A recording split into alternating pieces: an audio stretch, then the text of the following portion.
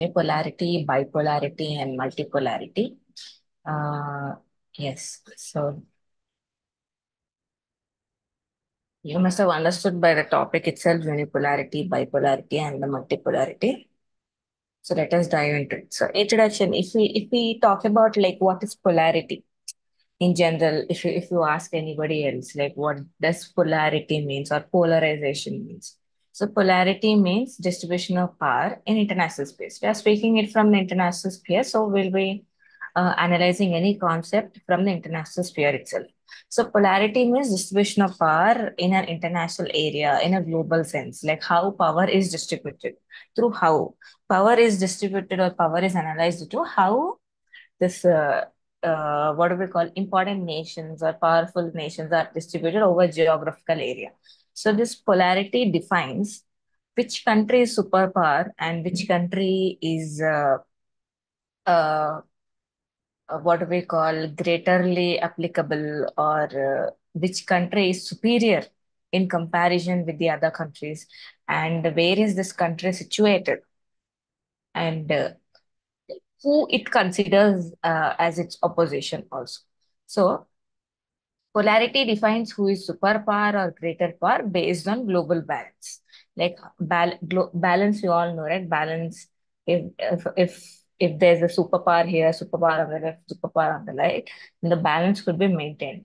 But if the superpower on the right is accumulating wealth or military or nuclear power too much very fastly comparison to the superpower on the right, then there will be an balance inclined over the right superpower would be higher in power, and the balance will be gone, and there would be no two powers, only like one would be existing.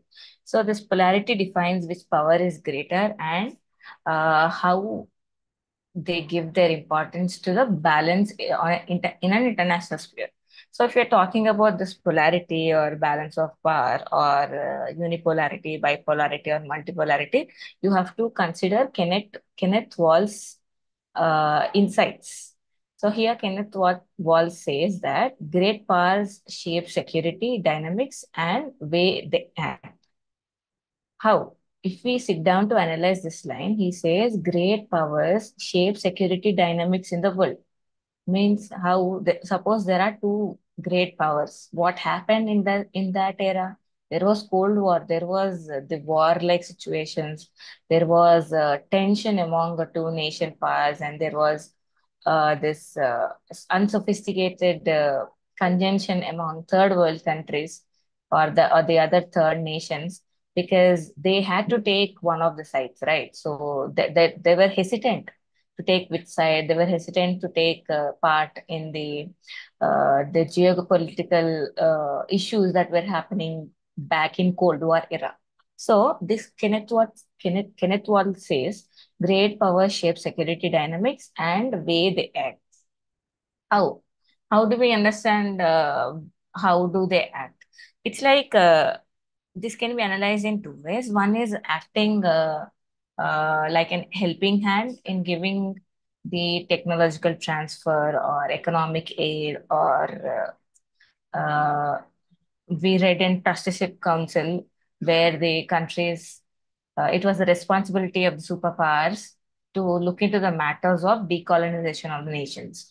So, were they acting decolonized colonies as properly looked into, or were they influencing them to be bandwagoning with them? Bandwagoning means if there's any warlike situations, the countries immediately take sides. So that is called bandwagoning. Of course, this bandwagoning is in lieu of this economic support or scientific technology transfer or political support. So every country gets into or gives support and asks for something in return. The bargaining power they have. If they are at the bargaining stage, then they could win anything. So international politics is described in terms of anarchy and polarity. Anarchy means institutional authority that looking into the things in an international space, and polarity means distribution of power. So these two factors decide how international politics will be shaping in next 5 years or next coming years. This has happened during after World War II. Then it happened during the Cold War era is called the bipolar era. And immediately after disintegration of Soviet Union, USSR, there was change of balance of power and this rise of multi-states like China and India also you can consider it as a rising power. So how the balance have been taken over by multiple states that have come up. You can give credit to globalization also because with globalization and the opening up of borders, this countries thought that they could be looked into and analyzed things and they had their benefits that would help them get into relation with the superpowers. So let us understand what is bipolarity. Bipolarity is power distribution between two states which uphold the majority of international space in the sphere of military, culture, economy, or technology, or cultural influence between them. And later stage, the nuclear power element was also added. But the bipolar phase, the nuclear power element was still uh, a considerable race, but both of the nations didn't had the nuclear power. So the classic example of bipolarity is during Cold War, US and USSR. So this Cold War, you can call it the bipolarity phase started after the World War II. You can give this era 1949.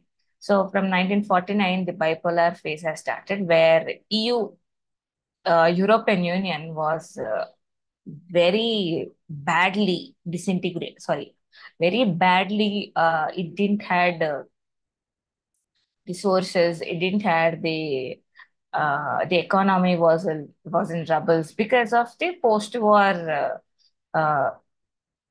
analysis. It lost most of its manpower. It lost most of its economy, and it started losing its hold on the colonies where it used to get its uh,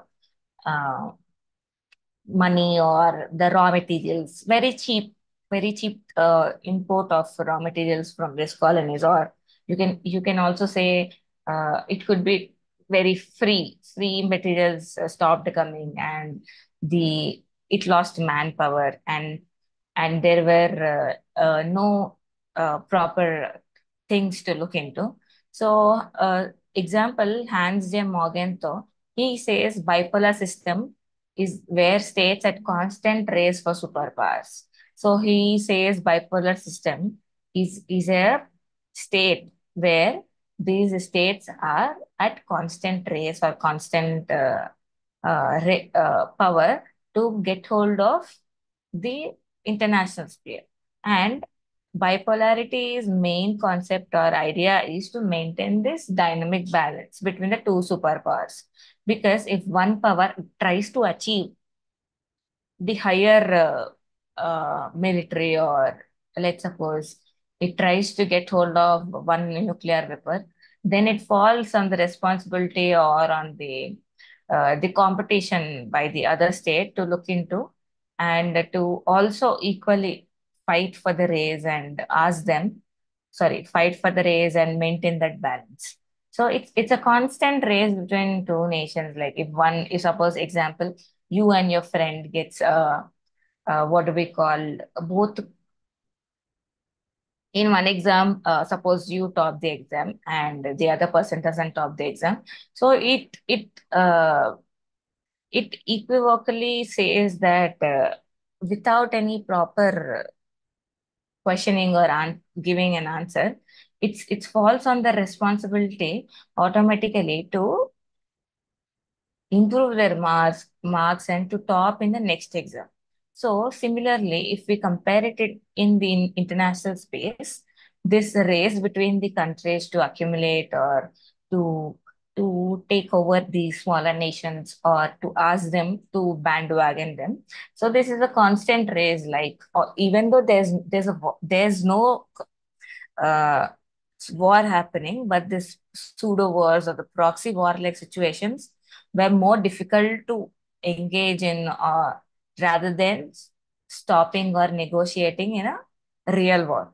So how did it both polarity start? It's at the end of World War II. It started because the destruction of EU lost its status as a influential state, or what do we call, superpower. So only powers which were left was USA and USSR. And why USA? Is because USA followed a policy of non-intervention. It did not intervene in the World War when the war was happening, because it followed a policy of non-intervention where it stayed away most of it. So it did not lose economy, neither did it lose what do we call, neither did it lose manpower, neither the industries were destroyed, neither there was pressure on the people to compensate for the war expenses. So that's why US remained as an superpower, and on the other hand, USSR, which also was uh, the balancing on the eastern side, it also led equally powerful on a basis to the USA. So USSR offered ideological support, whereas USA was made victor as human material loss was low, because we know it followed policy of non-intervention. So for the same reason, this USA and USSR both emerged as a superpower. So until 1949, the leading military, trade, industry, productions, leading economic power, and no, only nuclear power. So 1949, etc. USA was leading as an military, higher trade, in business tactics and in production and economy, and it was only nuclear power. But after 1949, Soviet tested its first bomb. So that's when the equation began to change. So that's when equation started to change. So USA was not the only sole superpower that had nuclear weapons as an extra thing to be feared of, but USSR also got into the picture. So after 1947, as we know, Europe was divided into two blocks and a bone of contention between superpowers. So with Europe, the Western Europe and the Eastern Europe, the two blocks, it was divided into, and the two of the blocks was controlled by USSR on the one side, and USA on the other side gave support to the European powers. So this region now has become a bone of contention where USSR did not like this imperialist policy. USSR did not like America entering the eastern side and claiming its control. So USSR also started to acquire territories and their support from the sovereign states. And uh, the changing scenario was the Soviet testing of its first nuclear bomb, 1949. This led to this led to an emergence of whole new world politics or world tactics, which is called bipolarity started. So you have to remember the word Iron Curtain, which was given by Churchill. It divides Europe into two blocks. It's just a curtain which is made of iron, matlab boundaries, etc. So it divided in USA and USSR. It divided Europe into two parts, which was supported by USSR on one side and USA and EU on the other side. So the Americans were concerned with the communist expansion. That was their main reason to enter, as just they say that we are taking into the territory, we are peeping into this territory because for the same reason of we do not like the communists expanding in the this part of Europe. So they accused Stalin of Yalta Agreement. We have read about Yalta Agreement in the previous class of United Nations organizations. It is one of the agreement where Stalin, Churchill, and Roosevelt met and they signed a charter that this United Nations organization must be a peaceful organization that will look into or try to maintain peace, security in an international sphere. So Americans, they said that Soviet uh, and the Stalin Soviet under Stalin was not following those contracts, or were not following those conference agreements, and with the expansion or with the constant warfare that's been happening in the Europe, so they said that they he breached the Yalta agreement. So USSR felt, because USA came near or closer to their fatherland, and started them to teach about how to maintain their sovereignty, and how to control, or how to not get involved in the wars. So USSR felt that this Americans are intervening in their own personal matters, and intervening in a region where they that doesn't come under natural geographical extension. So they thought that this influence, this ideological impact on us, we don't like it anymore. Then with the success of a nuclear bomb, they thought that it's better. Success of nuclear bomb led to the two nations becoming the superpower in the state. So World War II powers like France, Britain, Italy, Germany, they lost their power because of war, after war destruction, because the main area of contention is Europe, where the war actually happened. It lost its economy, it lost its man, it lost its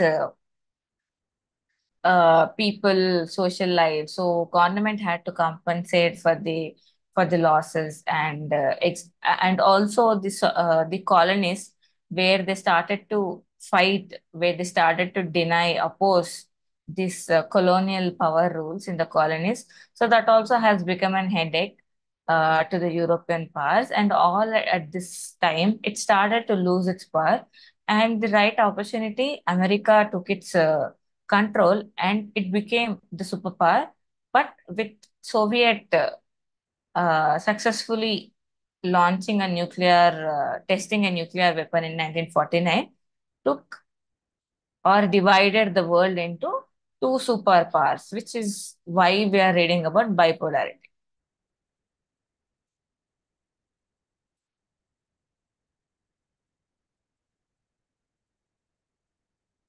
So, what are proxy wars? This actually, the proxy wars happened mostly during the Cold War era, and these proxy wars are to maintain hostility to client states. Client states means what? So, these proxy wars are not fought between the two superpowers face to face, but these were rather fought on a third ground.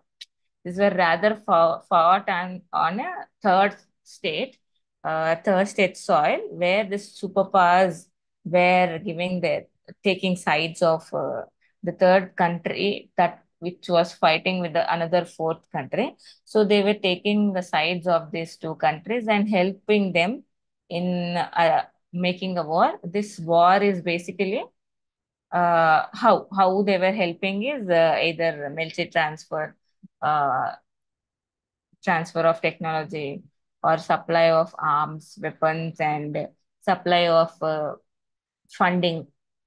In this ways, these wars are fought. So these are mostly called proxy wars, because it is not happening directly on their land. It was happening on a third platform. So superpowers show their strategic and ideological goals, and especially with nuclear power coming into picture, the whole strategy changed, and they started to act or show their powers. So this what are these examples of proxy wars? These proxy wars are Korean War of 1950 and 53. Sorry, it's a print mistake. So it's 1950 and 53, and Berlin War of 1958 and 62, and Congo in early 1960s. So these proxy wars are fought among these nations and their nearby countries, but these are supported by superpowers, USA and USSR, by taking sides.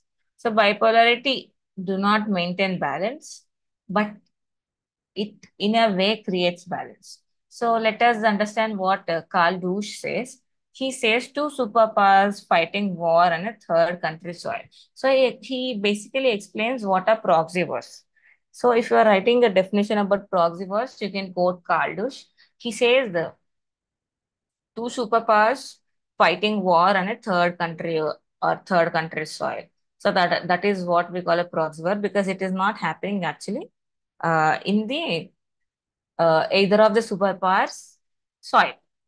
So bipolarity. So what does it mean? Bipolarity means there's a constant race. There's a constant race for everything. It's like you being a number one or me being a number one. It was never a balance.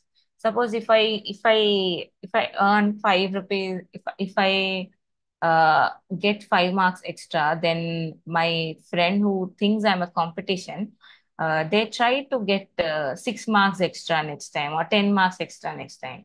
But I know that he's gonna get 10 marks or 6 marks extra next time. So I would be very alert from now itself that so that he shouldn't be getting higher marks than me. So this constant race, always at a no, always at a distance, happening on fingertips, that this they could be war erupting at any time, but see, war-like tension is where the country is invest or waste most of the time. Like, why do we maintain standing military? Because in future, if there's a war happening, we would want our country to be prepared. So that's why it's called standing army. So why are we prepared in case that if a war would be happening, right? The similarly, if we're speaking about on an international space, on a superpower space, where they have money, where they have technology, or where they have nuclear powers, so it's no wrong. It doesn't feel wrong in them accumulating this war tactics as many as possible, right? So proxy wars have become prevalent, especially after nuclear power status and due to potential exchange. Yes. So that's what we are talking about. So with see, proxy wars are what? I am being supported by an America and some other countries being supported by USSR. So why would I fear that being another third country who was supporting USSR. And I fear sometimes that, oh, this technology of nuclear power could be transferred to the third state, which I see as an enemy. And in a way that makes my enemy state nuclear power state. So this is in a way, it's a backdrop. It's a loss for me that my enemy neighbor would be having a nuclear power where they could attack at any time. It's an it it it it falls a fall it fa- it becomes a fault with my, or it's a constant tension in my nation state, in my territory, that nuclear war could happen at any time, like in my backyard, like. So that's what this proxy wars and this bipolarity, there was a fear that this potential nuclear transfer could have happened. So of course there are advantages and there are disadvantages to any concept. So if we talk about the advantages, the weaker states participate together rather than taking sides. Example, non-aligned movement. Yes. So what happened is it need not necessarily mean that the third world countries or the weaker states or the third states other than the two superpowers, they were all expecting that these states would take sides of either A or either USA or either USSR. But interestingly, what these third nations did was they did not take sides. They actually formed a non-aligned movement or the third organization where they did not give or project or show their support to any of the superpowers. They formed in Bandung Conference 1955. It was declared by the world leaders that it's a non-aligned movement because we are not aligning ourselves with any of the superpower. So this is an interesting one. It's a smart move by the third world countries or the smaller countries. So the some of the countries felt at ease that they did not take the side, so they can play on the both sides also, or also they don't want to get themselves involved in a war like situations. So it by advantages of bipolarity is also is like less war tension than multipolar, because as there are only two powers, so we would be easily guessing that okay, the state is at peace, the state is at peace, both are fighting on certain what do we call, on a certain agenda or certain topic. So if the topic is resolved, then there could be no warlike situations. But at least they know that on what issue they were having talks about, or what issue was uh, affecting them, or making them look into this war zone areas. So. Uh, as in case of imbalance, two countries can try bringing balance. So as there are only two countries, not a multipolar in where there are numerous countries, so these two countries could bring down balance very easily. So rather there's an unless rather a drastical shift and this bipolarity shift to unipolarity.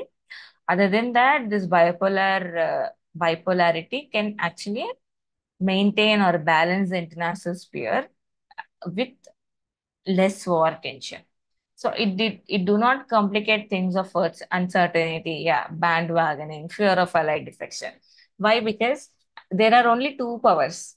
You can either take A side, B side, or C side. C side is what non-aligned movement. So you can easily understand, or you can easily guess your nation, the nation, the third nation you're talking to. You need not fear that are they gonna betray me, are they going to betray me and join some other alliance, because uh, the other alliance might have given them a better opportunity or better choices or better technology transfer. So they need not worry about that, because there are only two powers, and the third one is non-aligned countries, where they do not care or do not bother what these two powers do. So here only the two powers can think that the third nation can easily either be this side or this side. If it goes this side, they doesn't bother. So you're hope you're understanding. So they need not fear that they can go to a third party, the third party of another power which might be rising. So they don't have that tension. And disadvantages is divided into two alliances. There are only fixed. Okay, this is also an advantage. This is also a disadvantage. It being fixed, I have no choice as a country. I have no choice than to join either A or B. It was the smartness that non-aligned movement was created, but still some countries feared to take the neutral side because they wanted the technology, they wanted the support of this superpowers in case a war erupts in their motherland or their soil. They wanted the support of the superpowers rather than going or staying neutral. So bipolarity is both advantage and a disadvantage. Then this bipolarity era, the international, the military organizations were formed. This was between the nations, etc. So it was NATO, 1949, ANZUS, 1951. ANZUS means America, Australia, New Zealand, and it's a trilateral agreement. Then SEATO, then 1956, then defense treaty with China, 1954. These are all military treaties where one country is offered help. Both countries came together and offered each other help in case of war or war-like situations. So smaller states are compelled to join. Yes, that's what we are talking about. The smaller states are compelled to join either one or two and show their alliance. You might think that the smaller states could have went for non-aligned movement, right? But think about from a smaller state where it had it has issues with its neighbor. So that neighbor has already taken a side of one of the superpower. So the smaller states with no option left, are compelled to take side of an opposite alliance by their wish or by their without going even if they do not go by their ideologies or do not represent their culture or know that they're not gonna transfer any benefits or represent them in international space, they are compelled to go because their enemy country has already made ties with a superpower. So this third world countries are compelled to join superpower or compelled to take side. So, in verge of maintaining equilibrium, powers are at constant war-like situations. Yes. Why? Because they are in a constant urge to maintain that balance, and in a view of thinking that the other might, what do we call, other nation might accumulate this wealth or other nation might take over the things. So they think that it's always better to gather, it's always better to gather technology and create new weapons so that we won't be overthrown by our opposite power. So it is used as a medium by smaller states in making alliance with superpowers. So it's always not negative also. So this smaller states have made alliances with the superpowers and did further benefits for the technology transfer or either fighting against their enemies. The smaller states have been both the sufferers and the benefiters. So they have played their part to both sides. Then let's talk about unipolarity. So unipolarity is distinguished from hegemony and empire system. Why? In hegemony or empire system, there's no sovereignty of an individual state, but unipolarity is an power at the center, but your state still have the sovereign authority to look into your matters. And the unipolar state influencing you to follow certain policy is an other thing. It's an off the books. But as per definition, unipolarity is distinguished from hegemony and empire, and distribution happens in which only one state exercises power. Unipolarity, uni means one, right? So only one. When did it happen? It happened after World War II with the disintegration of USSR, as there was no superpower, as there was no stronger power to counter USA. This USA has become a unipolar nation from 1990s era, okay, till the 2000s, where until the rise of China or the third world countries, where they started to exert pressure or show their power in the international sphere. So Kenneth Walls, in evaluating theories, he says unipolarity leads to little uncertainty. Why? Because unipolarity, as there is no superpower, there is no one to control, there's no one to stop this superpower, the single superpower in taking harsh decisions or in influencing the third nations. So Kenneth Walls has discussed briefly on bipolarity, unipolarity, and multipolarity in this concept. So if this is an MCQ question, evaluating theories, unipolarity leads to uncertainty. Then state is at hegemony and no hegemonic rivalry from other states in international space. So this unipolar state doesn't have any rival power, so they did not worry about any other states overtaking or coming giving competition to them. Then it reduces the scope of balance of power. It has only one state. Balance of power happens when there are two or more states. Then only this balance of power could be achieved with other nations bandwagoning the superpowers. But as there's only single only one state, why do we need the concept of balance of power? Right. So then this balance of power theory whole vanishes in a world of unipolarity. As there is only unipolar distribution, less disagreement. Okay, this leadership between the leadership. Why?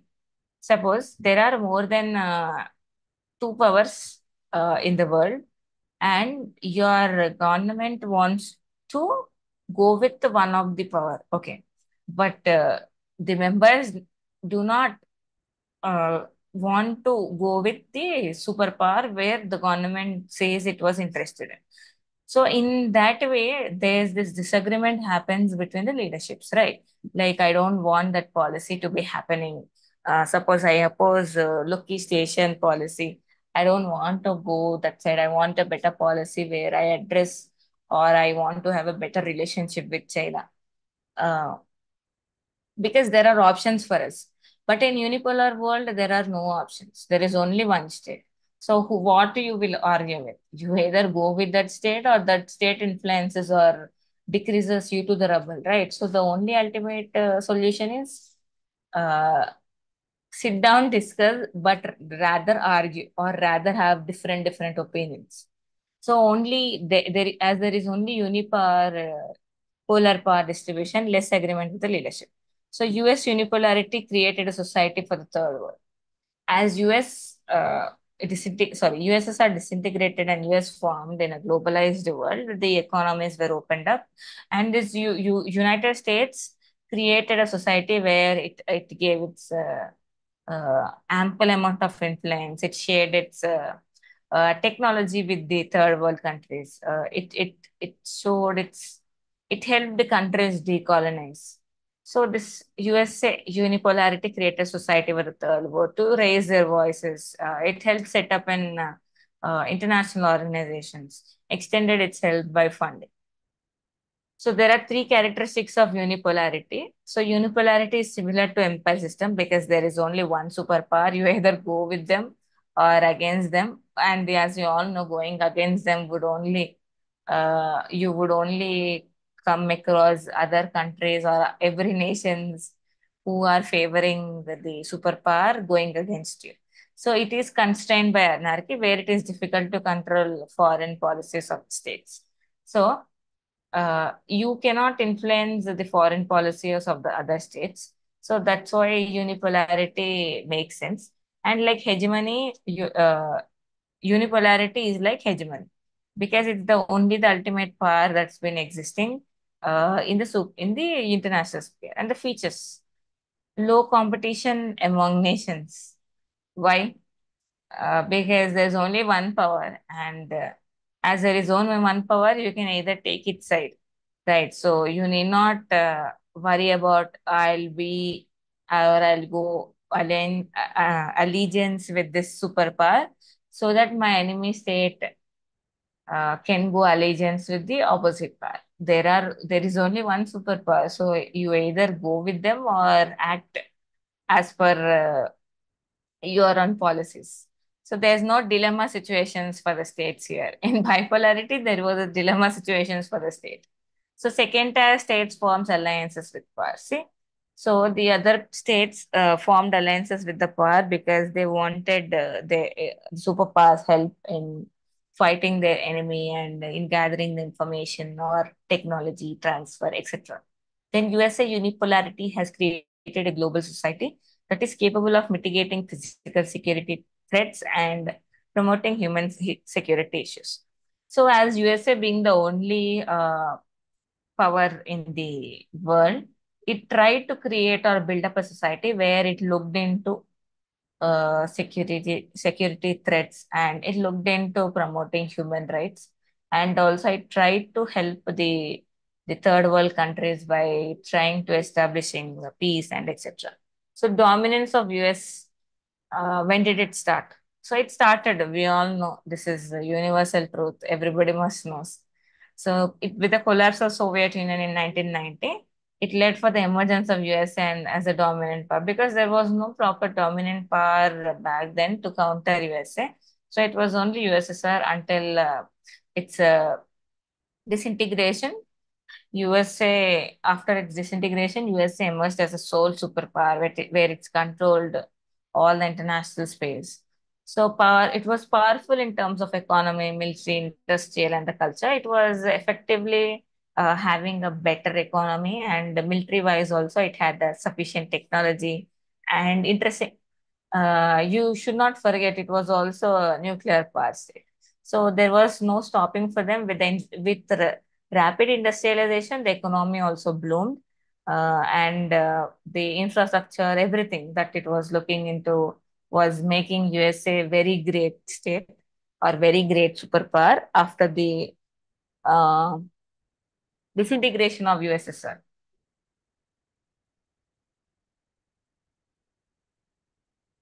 So then global America, the concept called emerged global America because it was only one America and everybody knows what is America. So America led to democratization, yes, spread of American values and institutions on a global scale. So it got the opportunity. So it grabbed that opportunity and started to spread its values, its institutions, and what do we call its influence on ground level or the grassroots level. That's why everybody knows what is USA is even in larger parts of the world rather than people know about like what is France or what is Germany, etc. So USA and Europe on one hand are new rising powers. China, India, Russia, Latin America are on the other hand. Okay, so USA has become a sole power, but it did not stay till long. So equivalently, the alternate powers like China, Russia, India, and Latin America were also emerging as a giving a competition to the sole superpower that was existing, that the unipolar world. So became an era of how to deal with US. Okay, so these countries, as they were rising, they came up to this meeting or tea where they sat down to discuss, saying, uh, "How do we deal with US? It has become a major power, and it's got uh, humongous power and technology. How do we tackle with it?" So Beijing, Moscow, how they came up with a solution. They started this strategic relationships among themselves, the third world countries, third world and the rising superpowers. So it is Beijing and Moscow strategic partnership, European troika of Russia, Germany, and France. But they did not. They were very tactical. So they also forming strategic partnership, but they did not commit any risk of asking USA or confronting the USA. So from 1940 to 2000, all the monetary policies was dominated by objectives of USA because it was earlier it was bipolar world, then later it was unipolar world. So it had the majority of the share, majority of the principal spread over the monetary policies. So unipolarity leads to increase in intervention in third world nations. Yes, because there is only unipolar world and this unipolar superpower wanted to extend its arm. Uh, it's a strategic move. You need not always say it's an aid, which is, if we speak from international perspective, aid is such a dual meaning word. So aid is an influencing in the name of aid. So now third topic is multipolarity. So you might have understood what is multipolarity. More than two. That's what makes sense, right? If it's just two, then it would form a bipolar. So three or more multiple nations more than more than two nations have near military culture, economic influence in a global world. So it is more complicated than bipolarity, but flexible than unipolar world. It is more complicated because there are no, or not two powers, but there are more powers to tackle with. But also it's flexible because options are more. You need not just deal with one power. So no rigid friends or foes because your friends and enemies keeps changing as it's a multipolar world. Today I might be friend with one country and tomorrow I might end up being friend with the another. So it's not fixed like unipolar and the bipolar world. So multipolarity is nothing but in this globalized world with new powers coming into picture, polarity keeps shifting because this multipolarity is with the rise of multiple nations. Uh, it's very hard to maintain a bipolar world in this era because with these many countries having similar military or cultural influences, especially most of them being the nuclear power states. So it is hard to achieve their cooperation. It's very difficult to handle this uh, multipolarity situation. and it encourages diverse interests and does not necessarily mean conflict. Okay, if I'm disagreeing with you, doesn't mean that I want to be in conflict with you, right? It might be that it doesn't go with my ideology of the state. It doesn't go with the culture of the region I come from. So the situation are not warlike situations, but I might not have your cooperation all the time. So according to Stephen Wasby, multipolar system indicates a majority number,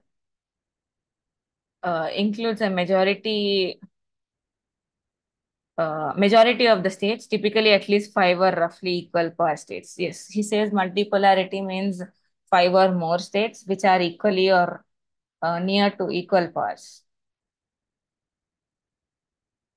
Then features regional interdependence due to process of globalization, technological advancement and economy, growing of flourishing economy, and higher dividend and policy cooperation between sovereign states than a unipolar state when the power is distributed among multiple actors. So here, as you have multiple states to look into, the bargaining power is also increased because if not one country I would go with, the other one can give a better option.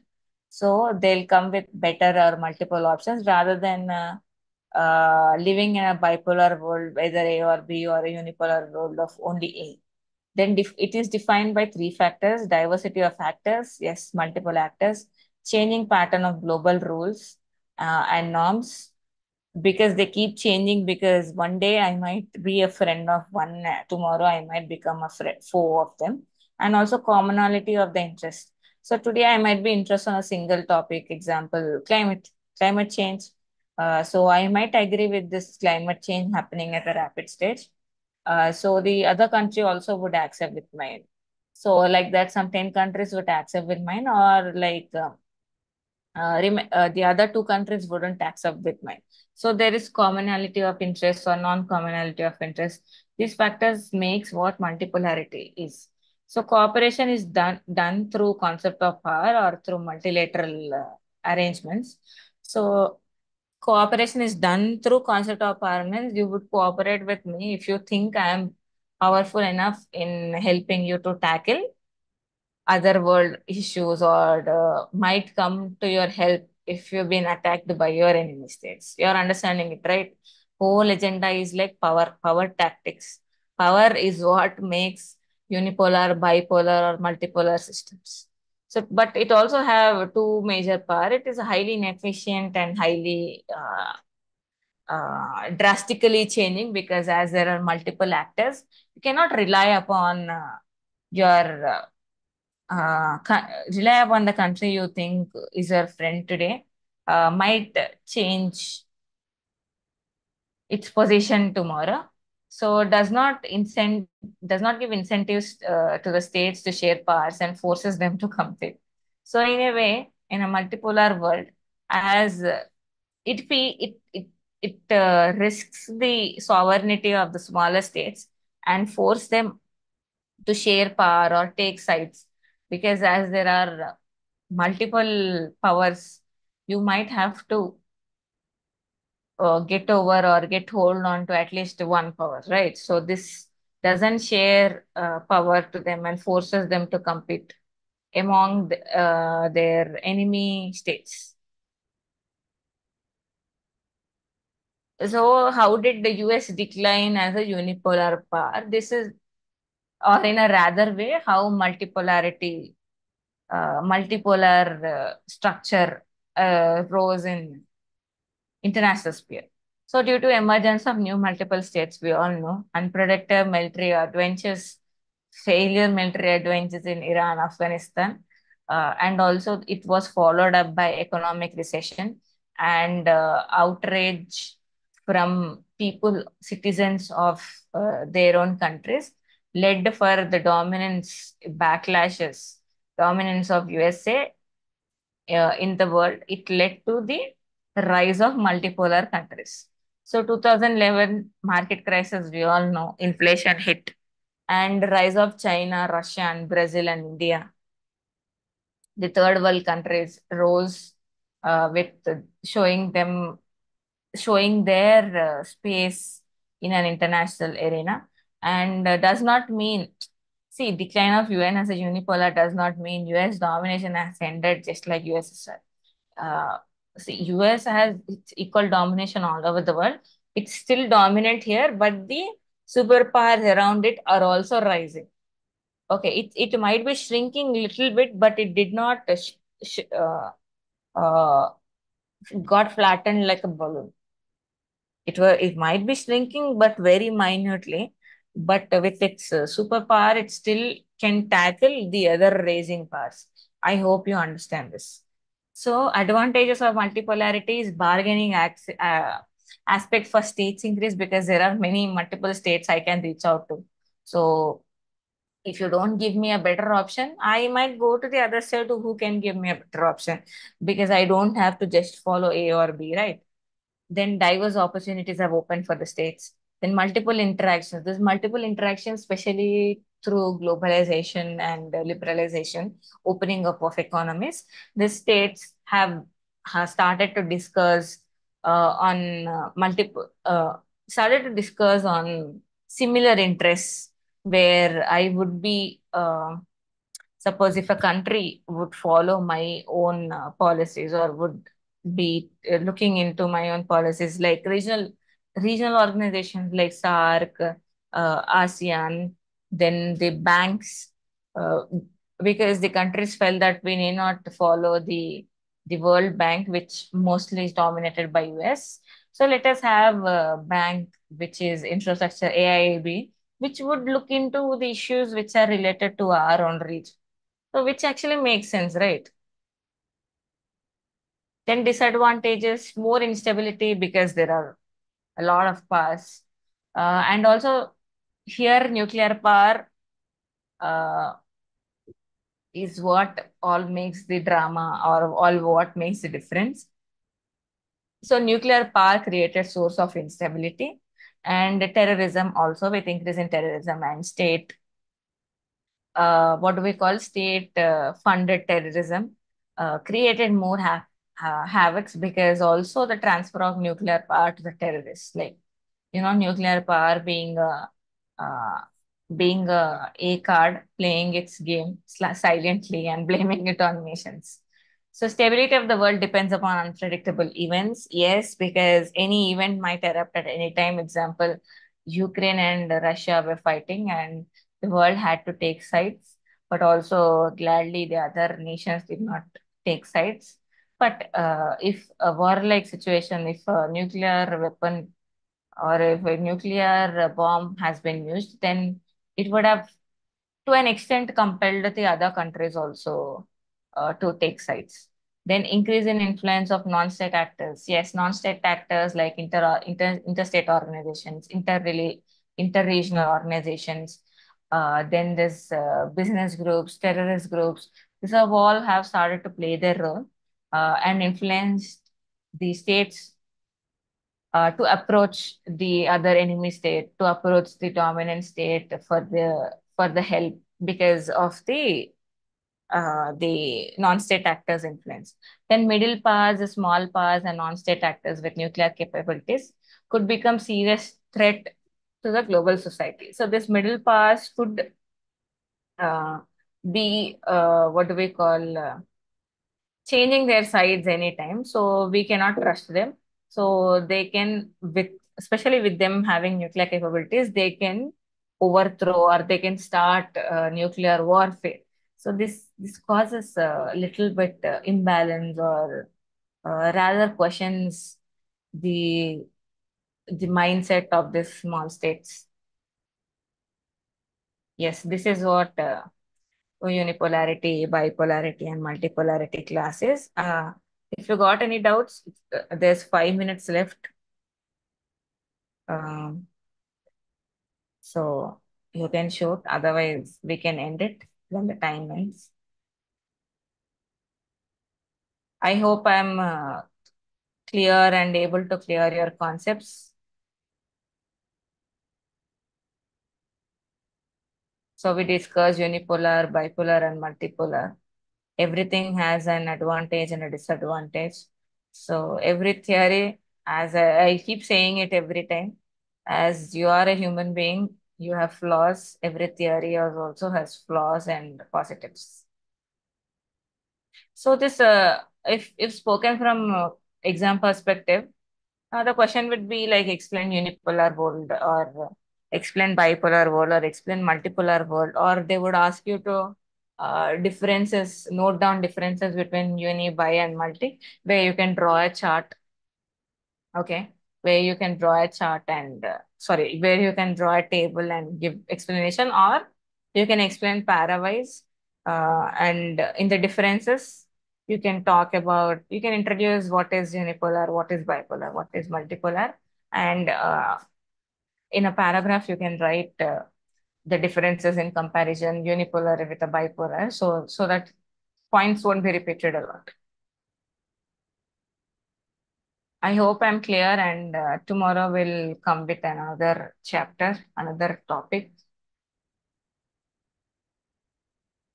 which is superpowers, Cold War, and post-Cold War. Interesting topics. So hopefully,